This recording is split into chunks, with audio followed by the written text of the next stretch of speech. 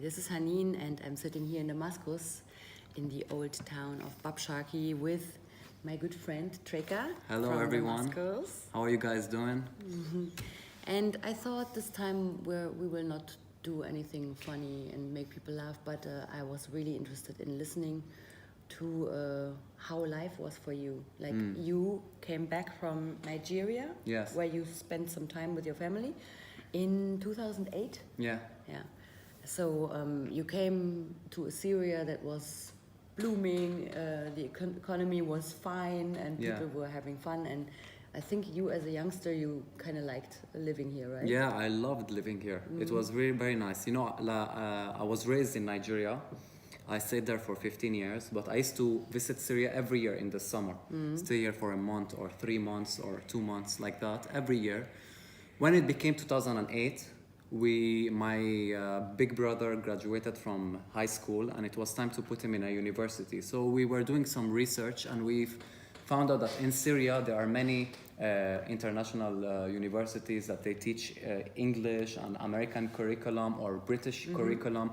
And at that time I was 10th grade going to the 11th grade. So we also discovered that in Syria there are international schools like the Pakistan International School of Damascus. It's in Yafur. They also teach everything in English. And there was also another school called Shwaifat school. So we saw, okay, so in Syria there are many international schools that teach in English. So we can go back to Syria because Syria is safer than Nigeria. Because in Nigeria we were having problems of Boko Haram, and we were having problems of, white people getting kidnapped. You hear a lot of stories like that. So we came to Syria in 2008. So when I first came to Syria, I was afraid, will I be happy here?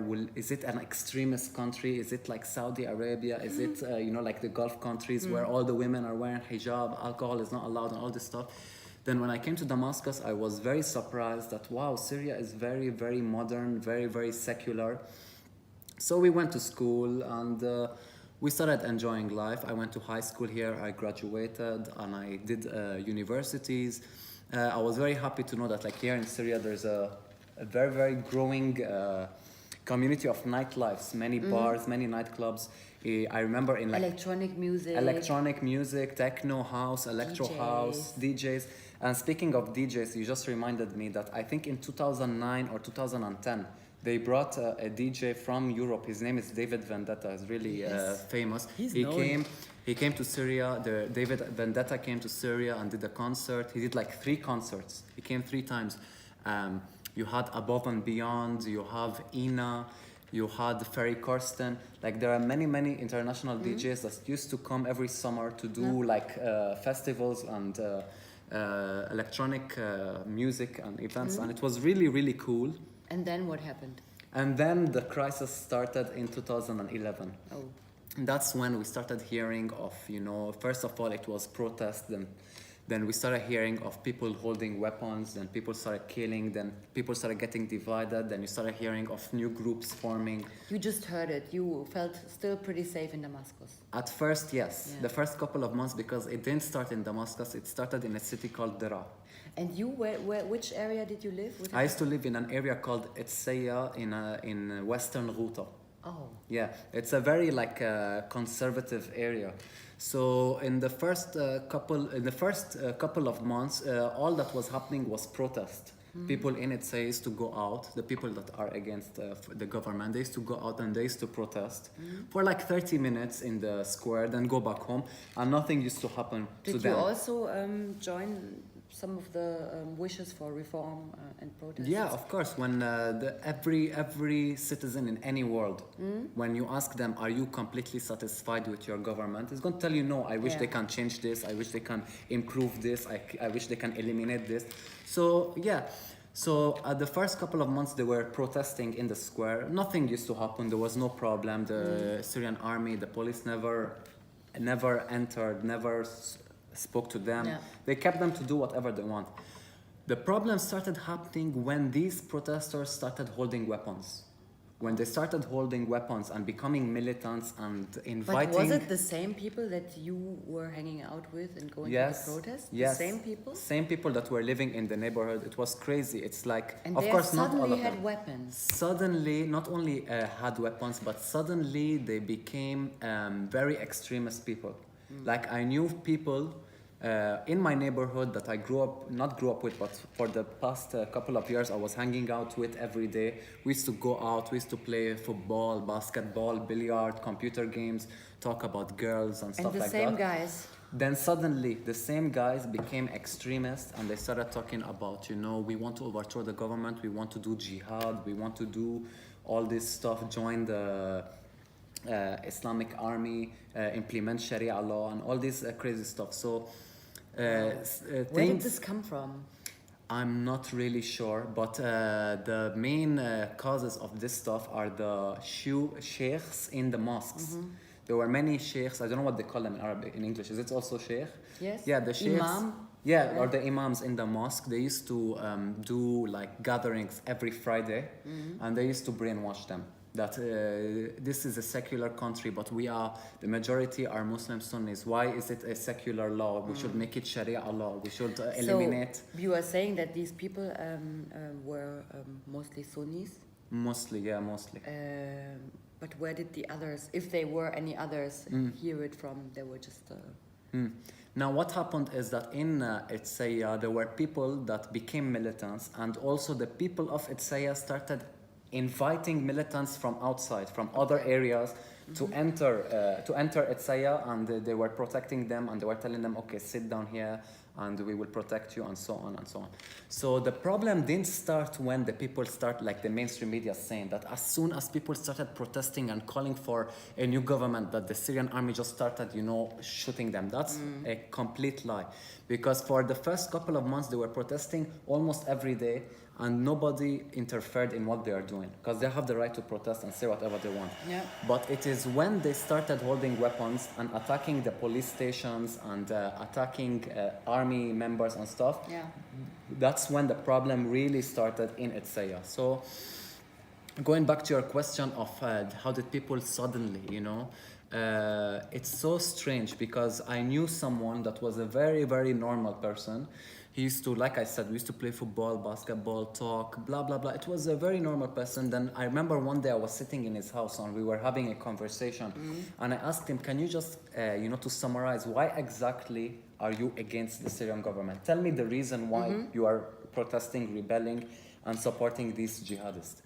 What he told me is the same thing. He said that because the majority of the Syrians are Sunni, why is an Alawi governing the country, and why isn't the government implementing Sharia law? And what did you say? I told him, first of all, whether the president is an Alawi or a Christian or a Druze or a Muslim, it shouldn't matter, because it's a secular country. So it doesn't matter what his religion is. The government is not only one president. Exactly. There are so many Sunnis from all the in religions, the government. from all the religions, not only Sunnis, from every Yeah. single religion in Syria, you have people working in the government. So no one is being, no one has privileges over the other.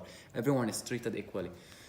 So after I told him this, he told me, no, we are going to overthrow the government by force and we're going to implement Sharia law. And you, when he pointed to me, because I'm a Druze, I come from the Druze community. So he told me that you Druze, the people of Sweda, because he was pissed off at the people of Sweda because the city of Sweda is known to be one of the only cities in Syria that never protested against the government and never supported the militants, the jihadists. They were loyal to the government. They weren't loyal to the jihadists.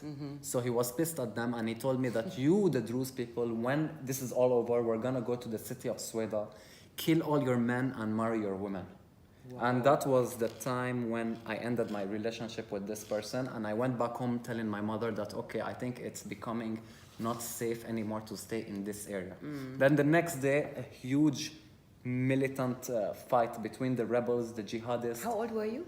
I was 18. 18. 18. It With was like 18, the beginning. You had the feeling and the fear that you and your family had to leave the area. We had to leave, yes, because it was becoming very dangerous in that area, especially that we were the only non-Muslims in the neighborhood. And my mother was the only woman that is not wearing a hijab in the whole area. So we were very, very you know, like different than the rest. So, Yes. so that's when we left. We went back to the city of Sweden where we are from. But you know, that's how like the whole process started. It was very, very sad that when I became 18 years old, you know, when you're 18, you have many, many things in mind. I want to go clubbing, I want to go parties, I want to be in a relationship with this girls and date this other girl and do this and do that. Like you have all this stuff that you are really excited of. I'm gonna go to college. And you finish school and Yeah, you're gonna be a yeah. doctor or Then whatever, suddenly- or a turtle scientist. Yeah, then suddenly God was like, you know what, sit your ass down because things are gonna get really, really dangerous. Yeah. Yeah, now Treka, you will have 8 years of crisis. 8 years of crisis, wars, economic Yeah, that's your sanctions, future. bombing, ISIS, Al-Qaeda, Jabhat al-Nusra, Jaish al-Islam, all of them will be, yeah. So that's what happened. Yeah, that's it. Yeah. So then you moved away. I moved away. Where did you move then afterwards? I went to Sweden. We stayed there for a month or like 2 to 3 weeks. Then we traveled back to Nigeria. Wow, okay. We traveled back to Nigeria. We stayed there for a year. You preferred Boko Haram to We preferred to the Boko Haram. jihadists. Yeah, we were living in a city called Lagos, so it's far away from where Yes. Boko Haram is staying. So we went there for a year. Then when things in Damascus improved a little bit, we came back because we had to finish our universities and stuff like that. So we came back, but we didn't go back to Western Ghouta. We started living in the main city. So in the main city, Damascus, in those days that I'm talking to you in 2013 and up, Damascus city was safe from jihadists and terrorist groups, but it wasn't safe from missiles and mortars falling from Yes. Damascus countryside. So you still have jihadists, but in Damascus countryside, And your not in the main area city. where you used to live before in Western Ghouta, Oh my God! When I came back, when things you were came dangerous. back, Yeah, they had taken over. they took over of the whole area. Let me jump from exactly that time to now. If you Yeah. talk to people from Western Ghouta, who you knew back in the days, if you see them now, Yeah. and they experienced living with the jihadists and also being liberated afterwards, Yeah. what do they prefer? Of course, they prefer the government. Now they are no Of course. longer they. Because the jihadists, they weren't like prophets. They were actually, what they call it, they were criminals. Yes. They were criminals because they used to enter and steal houses. Like for an example, we used to live in a house in Etsaya. When we left, they entered and they stole all the furniture, all the TV, all And the of stuff. course, they did that with all the people.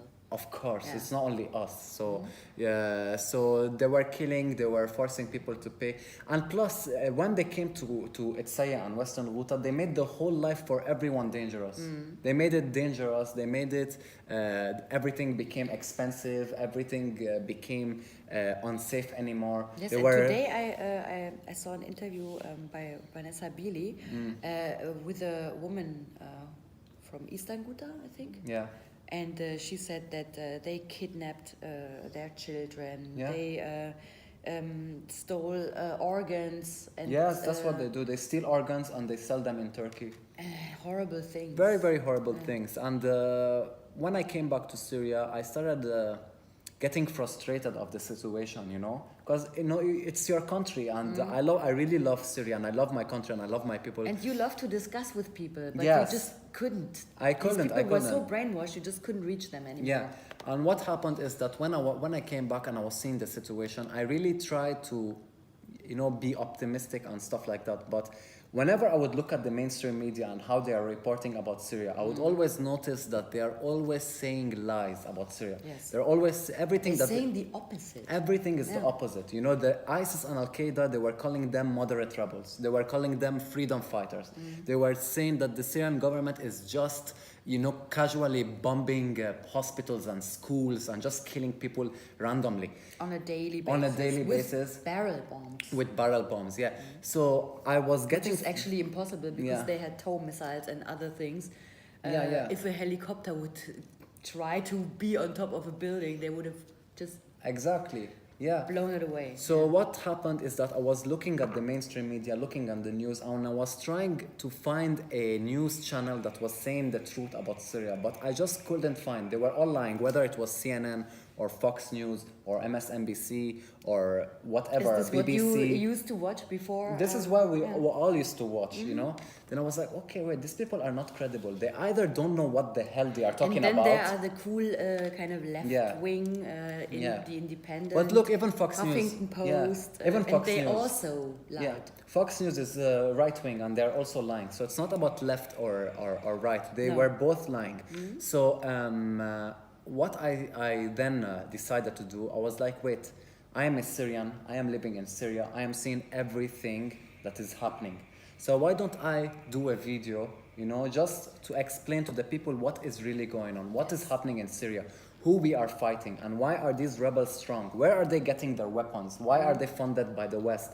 Why is Saudi Arabia and Turkey and Qatar helping them out with the mainstream media and with the weapons and aids in whether it is health aids or weapons or technology? So I did my first video and it got viral. Yes, You know, I saw it. and I was really happy the next day because I did the video, I posted it, then I went to sleep. Then the next day, my girlfriend called me and she was like, Treka, you're on TV right now. I was like, I'm on TV. Then I clicked on the Syrian news channel and they were like, they had like a program talking about what is going viral today on the internet. And they were like, there's this guy, his name is Treka. Oh my God, you had so many clicks. Yeah.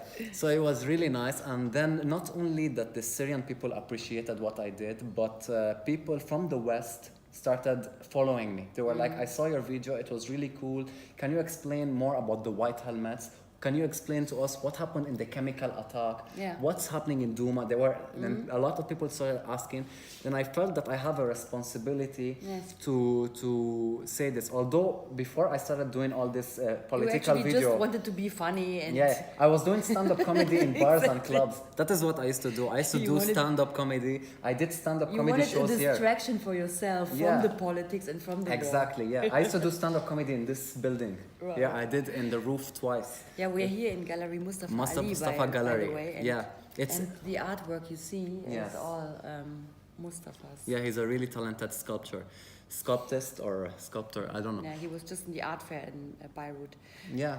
So yeah, that's what I used to do. I started doing stand-up comedy in shows and music and rap and beatbox. Then I did the online thing explaining the Syrian crisis. Then I started getting more support, and that's when I said, okay, wait, let me start taking this really seriously. Yes.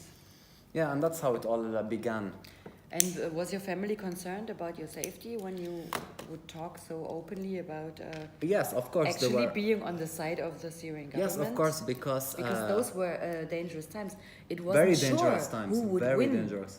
It wasn't sure who would win. Very dangerous so you took times. a big risk. Yes, because in those days I used to insult ISIS and insult their ideology and what Yes. they stand for, and I used to Camel pee and Yeah, stuff like this. yeah, and small penises. yes, and hairy baboons, and their beard looks like my pubic hair, and I used to say all this crazy stuff. Yeah. So even that is one of the reasons why my first page got hacked. You know, I had a page that had 100,000 followers I and millions remember. of views, and it got hacked by some guy living in Pakistan that supports ISIS. Just because of the videos that I was doing, because maybe I was really exposing them, and they started witnessing that, okay, this guy is You getting made them angry. yeah, and he's getting a lot of followers from the West, so we have to bring him down. Yeah. So yeah, of course, my parents were afraid for my security, but you know, at that time, I reached to the point that I had nothing to lose anymore. My life was already Yeah. in danger whether I spoke the truth or I didn't speak, because I could have just simply walked in the street and a missile or a mortar would have fell and killed me. Exactly. So I was like, you know what? I have nothing to lose. I'm gonna die anyway. In any second, it's really possible. Better so to have spoken out let everything. me tell the whole world what is really going on. Let me tell the world that what is happening in Syria is not a peaceful revolution like the mainstream media is saying. What is happening in Syria, it was planned years before, because from the very first month of the whole crisis started, the Syrian government and army started discovering tunnels from Dir'a to Jordan. Yes. And these tunnels, you can't build them in 2 or 3 days or 1 week. It takes 6 months, if not more, to build a tunnel from one country Yes. to another country, an underground tunnel. machines. Exactly, you Yeah. need machines. So this is very clear that what happened in Syria was planned. It wasn't, just like natural. And second of all, these jihadists, they're not all Syrians. They're not all Syrians rebelling the Syrian government. You have fighters from Afghanistan, from Libya, from Iraq, from Pakistan, from many different countries, including European countries like Canada and Germany and UK, and these thankfully have all been proven right now. When I used to say this stuff 4 years ago, people used to say, "Oh, you're crazy. Canadian terrorists, it's impossible." It's all proven. Then after a couple of years, fighters. Then after a couple of years, we saw on the news that Justin Trudeau's bringing back the ISIS fighters that came from Canada. Yeah. Then we started hearing about this UK woman that came to Syria and married an ISIS fighter, and now that ISIS has been defeated, she's asking the British government to bring her back. But this stuff, not only me, you, Kivork Almasian, and Sarah Abed, and all these patriotic Syrians, we used to say all this stuff 4 to 5 years ago, but the majority of the people and the mainstream media used to say that we are liars. Yes. But now, now that we're in 2019, this is something that nobody can deny anymore. Yeah. Obama actually found that... Some questions that they used to ask every day for like 5 years, they just can't ask anymore. They can't ask. Because debunked. Now, it's been proven. But the US now starts it again to talk about the chemical weapons in May. It's true. This is one of the things, you know, when... they keep repeating the lie, even though the OPCW hasn't found any proof. Yes. And people from that area said that the children were given, promised like dates and figs and stuff. True. Because they were hungry, they all ran there, and then they just sprayed them with water. Yeah, let's not forget. And of course, it was ice cold water, so the kids were like screaming. And it was all an act. It was all an act. It's the white helmets, and this is not the first time they have staged a chemical attack or a fake video. There are many videos. Didn't you remember the video of the camera guy that said, the mannequin challenge? The mannequin challenge. It was like 3, 2, 1, action. The guy suddenly, oh, my nipples, oh, Assad, he's burning me, you know? So, terrible. Yeah. Oh, help me. So this thankfully has been proven, but you know, at the beginning, many people in the West were saying a lie. And coming back to the American thing, look, I've always said this in my page for years. I always tell my American followers and the people watching that, listen guys, unfortunately, but this is the truth. No matter who the president is, whether he's from the Democratic Party or from the Republican Party, the America's foreign policy will never change. Because somehow everyone who is in the place of president it's just continuing. And his ministers, they kind of get their brains removed. They can't remember any promises, and they just have this neocon idea programmed in their brain. Let's not forget huge Zionist ideas. Let's not forget the military-industrial complex. You know, they play a huge role in all these wars, and to them, war is a very profitable business. They don't want the war to end. Because as long as the war is still going, they're making more money, they're stealing the oil, they're stealing all the gold and all this stuff. Because then they didn't only do it to Syria. They did it to Iraq and they did it to Libya. And I don't know who's going to be next. Maybe Iran tomorrow. Iran, it looks like it. Yes. No. So this is what is happening in Syria, unfortunately. But you know, we're not going to keep on talking negative, because now in 2019, more than 80 to 85% of Syria is now liberated. And I heard that Syria has zero depth. Thankfully, yes. And I hope it stays this way. I hope it stays this way. And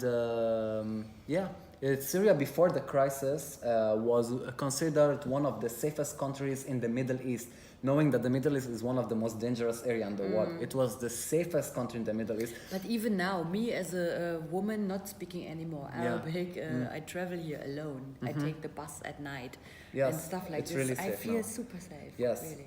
Maybe if you came like 5 years ago, you wouldn't have felt, because in the morning and afternoon and night, missiles and mortars were always falling. In Damascus, minimum 20 mortars used to fall every day in different areas. This is the 4th year I'm coming to Syria. Yeah. And now there are much less mortars. Thankfully, there's no more mortars. It's in Aleppo, in Aleppo, I heard some area. artillery and missiles. Yes.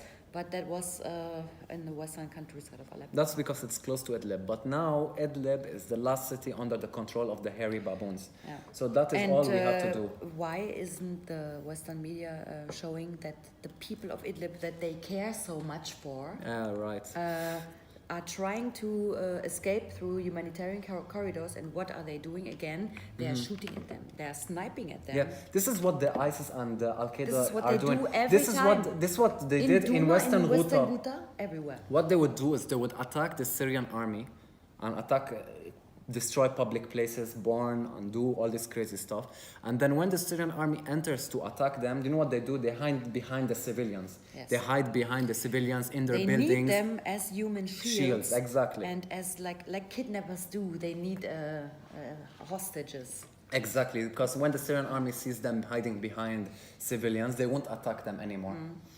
So this is what is happening in Syria, unfortunately. But you know, thanks to people like you, like Kivork Almasyan, the founder of Syrian Analysis, Sarah Abed, and all these Syrians that really used social media as a platform to tell the truth to all these people.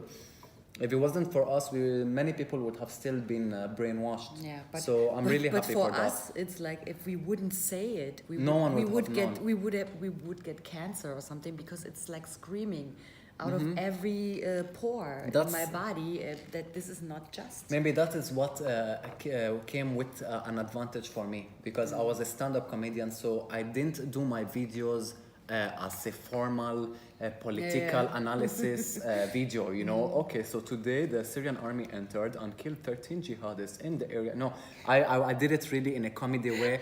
I spoke to the viewers in a way that friends talk, and there were 18 plus jokes, and there were dirty jokes, and yes, so but you have the language and the intelligence to do so. If so you this want attracted people to watch more, Yeah. and it also made them laugh and also learn at the same time. So the videos weren't boring. You know, sometimes if you watch a video that is really formal, you might be like, okay, this is so boring. I don't want to. It's too dry. It's too dry.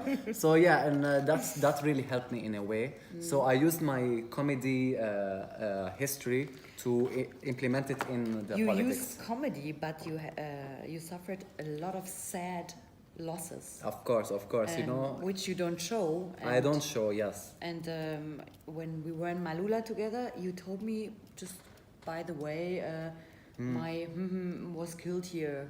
Yes. And I was like, what? Oh my God. Yeah, they killed him in the street. Yeah. The jihadists, when the ISIS people entered the Christian Malula. town of Malula, to the people that don't And you know. had an uncle there or a cousin? Or? It's my dad's cousin. Your dad's cousin. My dad's cousin, because my mom is from Malula. Yeah. So his cousin there, he's very known in the church in Malula. So when they entered Malula, these jihadists, they started killing the Christians and the people that support the government. How long were they in Malula for? From when to when? Do you remember? I'm not so sure, but like a few months, not so long. Yes. Because immediately the Syrian army entered and they started Not only liberated. Syrian army. Yeah, even people from Saydnaya and people from The Hezbollah. people from the next towns, they were all armed and coming, and that's yes. why in Malula they were so proud and They were still so happy. shooting, Yes. you know, because they also want to show their strength, that they fight for their beliefs. True. So they came to Malula, they burnt a lot of old churches and monasteries, crosses that are very old and, you know, historic. This is a Yes. part of our history. They were breaking it and killing Christians, they kidnapped nuns. It was very ugly, you know. I wouldn't wish it on my enemies to experience what the Syrian people have experienced during this crisis. But, you know, this has made us more aware. It has unified us. You know, the West were planning to divide the Syrians, to make it a sectarian war. They were, until today, they're still trying to make a Kurdish state and make an Alawi state, then in the south make a Druze state, and in the middle make a Sunni state, and then send all the Christians out from Syria to either Beirut or to immigrate to the West. This is their plan. Yeah. Because there's the song that says Alawi with Dirzi, Alawi Dirzi at Tabut wal Masiha Beirut. This is the chant they used to say in their protest, which means the Alawis and the Druze will go to the grave and the Christians will be kicked out to Beirut, the capital of Lebanon. So this was one of their plans, and thankfully it didn't work out, and it will never work out, because the Syrian people are very aware and they're educated. They're not dumb people, because if we were dumb people, in the situation in Syria, believe me, would have been way more worse than it is now. No, for all education that I missed in Germany in schools, where we were just taught the regular king blah blah and queen blah blah.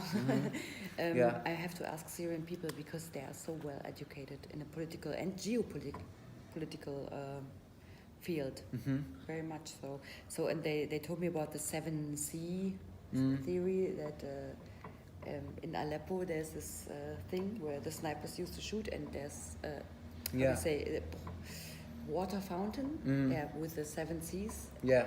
and that represents that Syria was and always will be a very Diverse. not only diverse, but also it is surrounded by lots of water, and it's It is. geopolitically in the center of everything. If you want to deal with things, if you want to deal with oil and gas, you have If you to. in the Middle East, if you want to go Yes. to Europe, you have to pass through Syria, and this is also one of the main reasons why the West targeted Syria. It's also because of a gas pipeline deal that the Syrian government didn't agree to do, a gas pipeline deal that will pass from Syria to Europe. Exactly. Yeah, so this is also because it's more than one reason. People think that the reason why the West targeted Syria was one reason. It's more than one reason. First of all, the Syrian government and the president is not a puppet to the West. So he doesn't take orders from the United States. So this is something that upsets the United States. They want a president like the Jordanian king, for an example. They'll be like, hey, do this, yes, sir. Shave your armpit, yes, sir. Like whatever they say. So this is one reason. The second reason was also the gas pipeline. Third reason is the geopolitical location of Syria, the geographical location of Syria. Yes. It's in the middle of the Middle East. If there is peace in Syria, it's very bad for the other Exactly. people. If there's stability in Syria, and Syria is very loyal to their allies like Iran And Russia and China. Yes, and now the Americans strategically put themselves between North Syria and Iraq, the border to Iraq, because actually Iraq wants to be with Syria and wants to have the free flow to deal between Europe, Syria. And plus the American military base, is it a coincidence that it's always in areas that are rich in oil? Yes. Is it a coincidence? And there are always ISIS there. And there is always They ISIS never there. disappear. I'll give you the best example to the people that still are not finding it hard to believe this.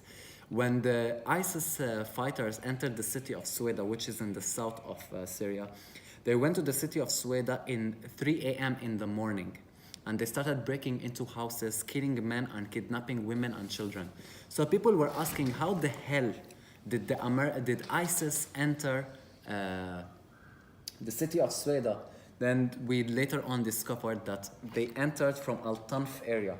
And Al Tanf area is an area in the border of Syria where there is an American military base there. Yes. So are you going to there is convince nothing me? but this It's a military desert. base It's there. a desert area. They must be so bored. The American technology must be so weak to the point that they didn't discover these ISIS people unless they were the ones that told them, you know what, just go. But with satellites, you could see like one course. truck after the Of other, course, Toyota, and no. dust everywhere, This- black flags in the sky. Exactly. So they knew 100% that these people are attacking, and they allowed it because they want chaos to stay in the country. They don't want stability and security.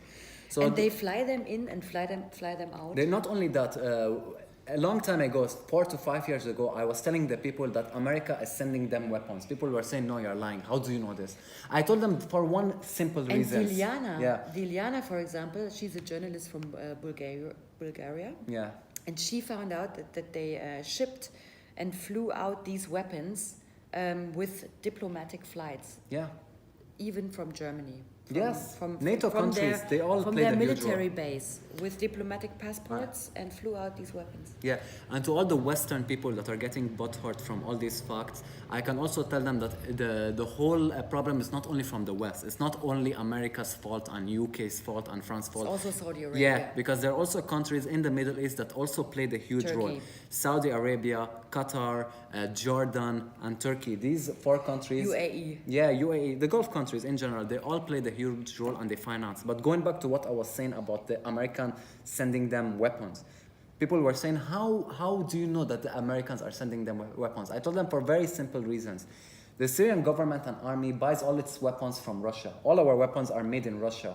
So But how the hell... on these diplomatic flights, they also had Russia-style weapons, No, so that it's but not most traceable. most of their weapons, Are like whenever US weapons. when the So Syrian obvious. Syrian army would enter an area under the control of ISIS and would liberate it, they would run away. So would enter their stores and their buildings, would find weapons, technologies, devices. US and Israeli. Yes, mostly. made in US, made in Israel, made in Europe. So it was very clear to us because we don't buy our weapons from them. We don't buy our weapons from NATO countries or from the US or from Israel. So how the hell are these weapons entering Syria?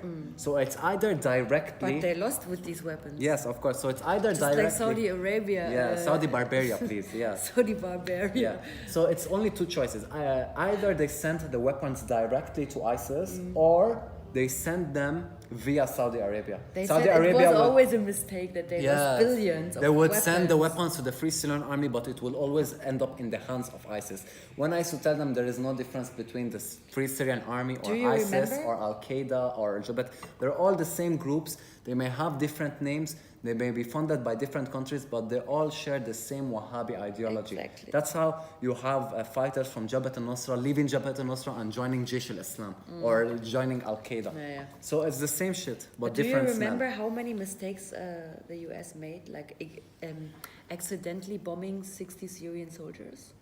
I don't Or- think it was accidentally. Of course not. Yeah. And accidentally bombing a wedding with 40 people here, with 30 people there, and accidentally using white phosphorus. In Everything Raqqa. is an accident, yes, Yeah, I know. exactly. So this has become very clear to us, and we are trying our best to inform the people outside.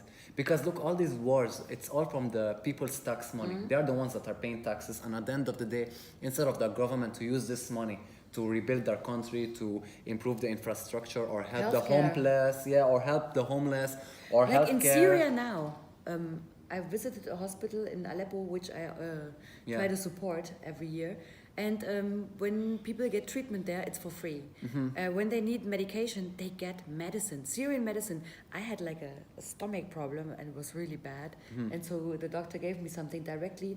They asked for nothing. Yeah, here Nothing. you have And public. everyone is treated for free. Yeah, and public gets medication hospitals, for it's free. not only- And Syria has no depth at the IMF. Yeah, it's not only hospitals. We have public schools, public universities.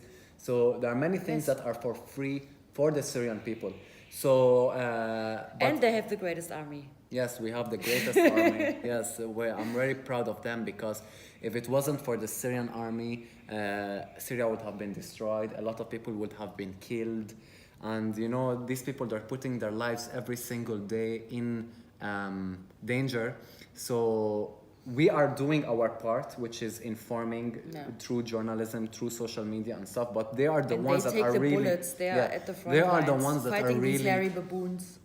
exactly For So- our safety and the safety of their children. yeah, and just one more thing to make it clear, you know, there is just something that really pisses me off from the people in the West, because whenever they talk about the Syrian army, they always talk about them like they are Assad's Assad's forces. friends, or Assad's Assad forces. forces or Assad's homies, when they really have to know that the Syrian army are not they're not Assad's friends, and they're not from Assad's religion or family. They are Syrian citizens coming from every single Syrian city, from every single Syrian religion, They are from very every young single ones, very old ones. yes, because young they one, just have old to ones, fight for people them. that are Muslims, people that are Christians, people Yes. that are Alawis, people that are Druze, people Women. that are Kurds, people that are Armenians, different ethnicities, different religions. So the Syrian Women, army men. doesn't, yes, so the Syrian army doesn't represent the Syrian government. They actually represent the Syrian people. When the Syrian army is fighting ISIS, they're not protecting Assad, they're protecting the Syrian people from ISIS. Yes. So this is something the West should really understand, because when they talk about the Syrian army, they talk to... And they talk- also protect Europe. They also protect Exactly, because these the terrorists jihadists are who gonna go escape to Europe. through Turkey into Germany, into Sweden, Into Europe, yes. UK, France, everywhere. And by the way, the Syrian government said this from the beginning of the Syrian crisis. They said, if you guys keep on funding jihadists and ISIS and It Al will Qaeda, backfire. it's gonna backfire, and there's gonna reach a time where they're gonna reach out to Europe, because it's not their goal is not only Syria. Their goal is to implement Sharia law in the whole world, to make the whole world an Yes, Islamic country. And So we had a lot of these attacks happening.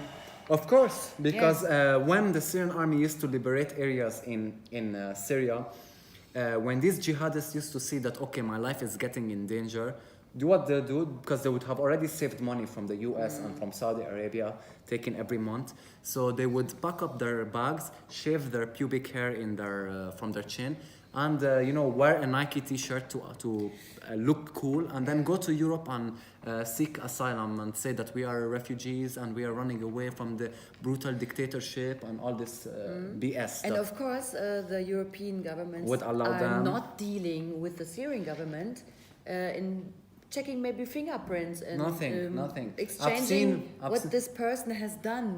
Exactly. I've seen videos of a black person, an African person, in the camps in that's Germany, old. Yeah, and yeah. Saying he's saying he's a Syrian. Syrian. And I was like, oh wow. Was his we name didn't- Bilal? I don't know what his name Bilal is. Abdul Yeah, Karim? yeah, something like that. But I was like, wow. I didn't know that in Syria we had people that had a lot of sun tanning. Because look, I'm so white.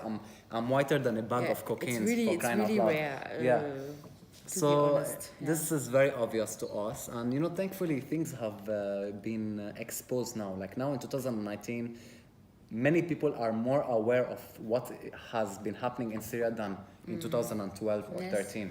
So we're going in a positive direction, and now tomorrow when we liberate the city of Idlib, things will get back hopefully to normal. Yes. All that will be remaining is a challenge that we Syrians all have, which is the economic sanctions. Yes. This is The what is sanctions must be lifted. This is the worst terrorism. yes, because the Western countries, whenever they have a problem with any government, Yes. the first thing they do is cut all relationship with them, which means they close down all their embassies, bring back all their citizens from Syria, and second of all, they would No Visa card works. Of course, Nobody of course. can pay anything with PayPal to them. Nothing. They cannot have And any then they accounts. would impose economic sanctions on us. And this is a very stupid and dumb strategy, because when they impose economic sanctions, they think that what they are doing is actually hurting the Syrian government. When in reality, No. what they are doing is No, they are no. hurting the Syrian people. They know exactly that they hurt the Syrian people. They want them to reach to a want the point. people to become so angry at their government Yes. that they kick They it would down. rebel. They would get sick of their only life. very, very stupid people would Yeah, do that. but I'll give you examples of why these economic sanctions should be lifted. Most importantly is the medicine. We have people in hospitals right now that are very sick, that need specific medication to be cured. But because of the economic sanctions, we are not able to import these medicines or bring them from abroad. So there are a lot of people that are unfortunately dying or getting sick, and their situation is getting worse because we are not able to get them the medicine they are asking for. Or special treatments like Yes. oxygen. Many things. It's not only about medicine. Economically, like the situation here in Syria is really, really bad. Like the salaries range from $50 to $150, and this is nothing. Nobody can save up. No one can build a future. Nobody can get married or buy a house or open Syrian a people business. are so generous. Whenever they are with you, they want to invite you and buy you everything. Yeah.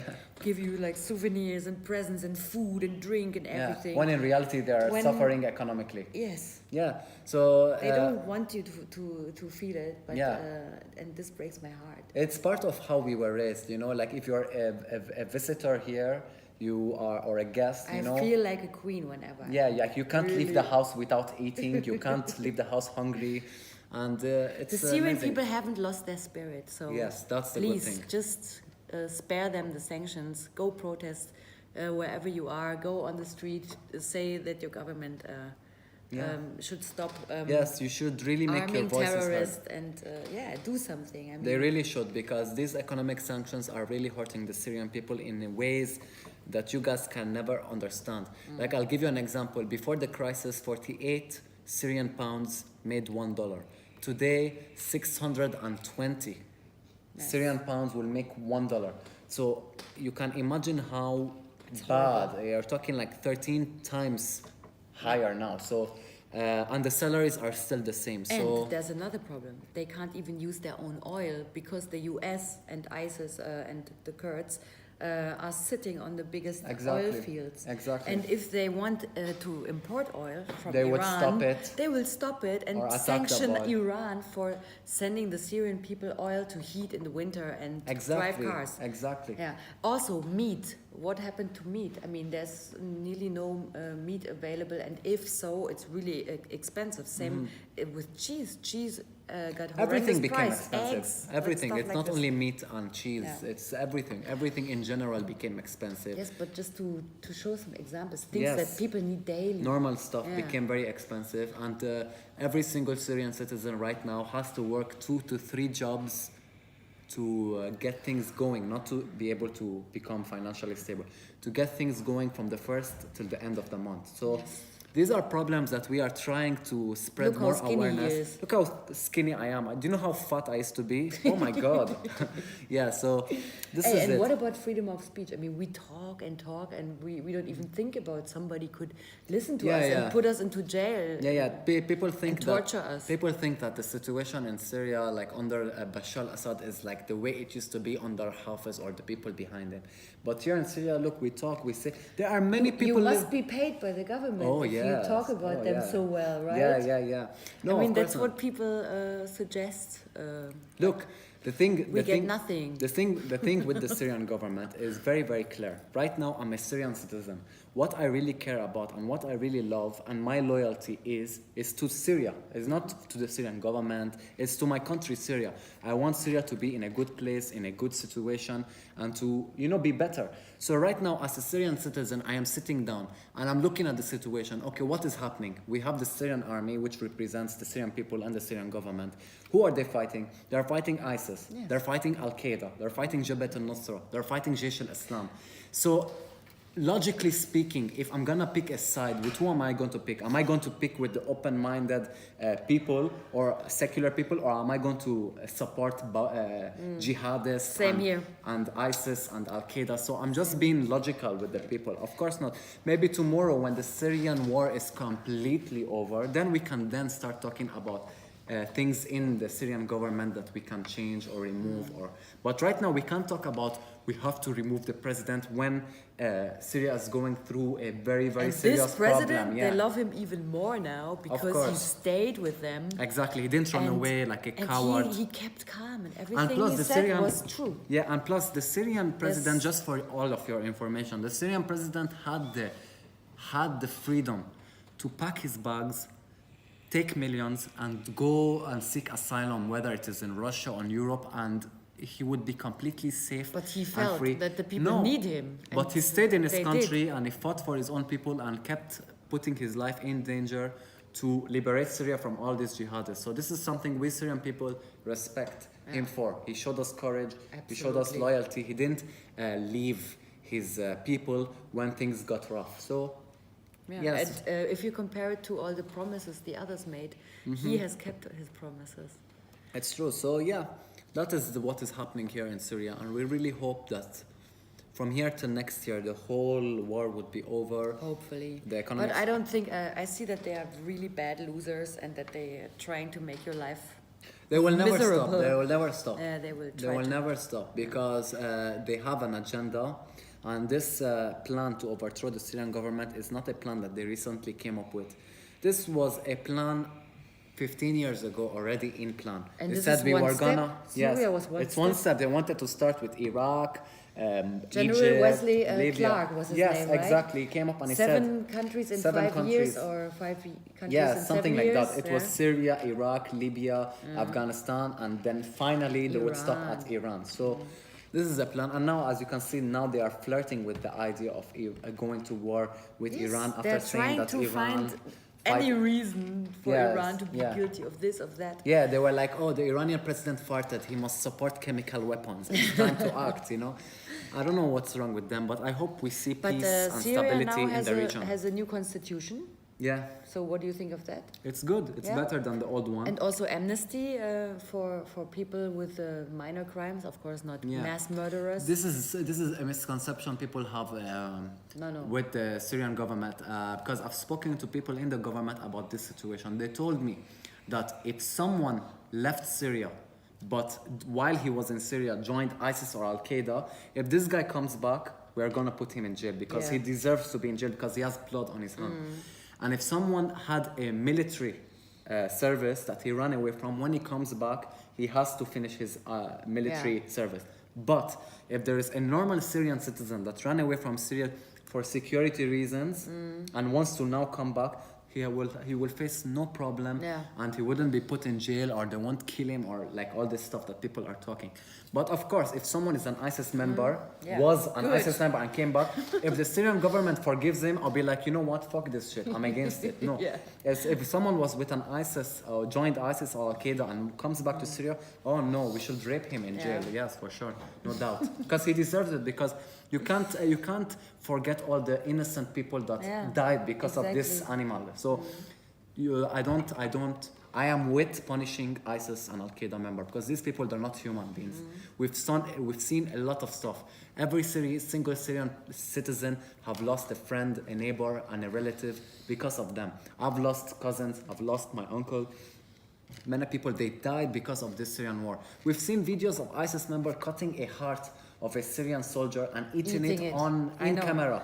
So there are some things I've seen in this war, even only on video, but I will never forget it. So only if you're Jesus. Kafrea and Fua, the bus of the Shia people. Yeah, or the people that they put them they put people in cages and burn them. So it's more than one thing. So unless you're Jesus, then you might start talking about forgiveness. But we as Syrian people, we can't really, if not for the government and the allies, this would be a daily thing.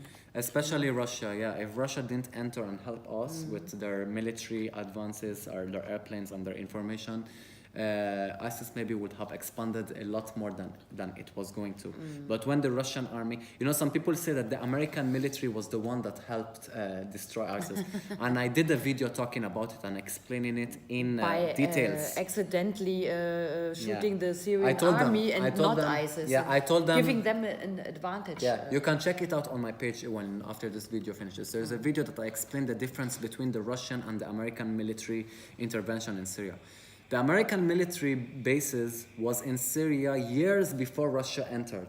And I showed them a map of how ISIS was continuously expanding and getting in control of more areas. Because they destabilized Iraq. Yeah. But when the Russian army entered and started fighting ISIS, suddenly we started seeing ISIS shrinking. Although America was in Syria years before Russia entered, and they were telling the whole world that we are in Syria to fight ISIS. But suddenly ISIS was just expanding. So this showed us... And what did John Kerry say in a secretly recorded... that Treka's lips are very sexy and I would like to kiss them. Yeah, I saw the video, Yeah, John Kerry, he's an animal. He was... talking to the Syrian opposition. Not only John Kerry, what was that guy's name too? He's a Republican. McCain, John McCain. Oh, yes. He has a picture here in Syria with the rebels. Yeah. So these people, they're all animals. So it's not only, Obama started this shit and Obama was a Democrat. John McCain, he's a Republican. They were counting on ISIS to destroy Syria and its president. So, and the Syrian people, and to put a puppet. So this is what is really going on in Syria, and I hope you guys are taking notes, because these are all very, very important information. And hopefully in 2021, when I become what? The president of Syria, all of this... the mayor of Sueda.